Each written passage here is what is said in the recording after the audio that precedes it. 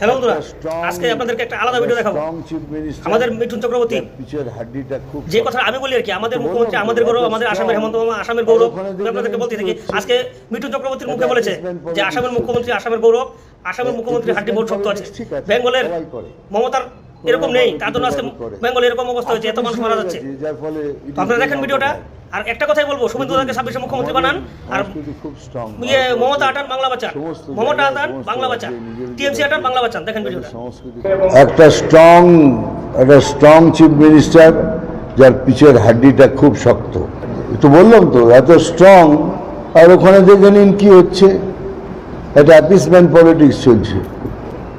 Appeasement politics ঠিক আছে, সবাই করে, কোনোভাবে কিছুভাবে করে।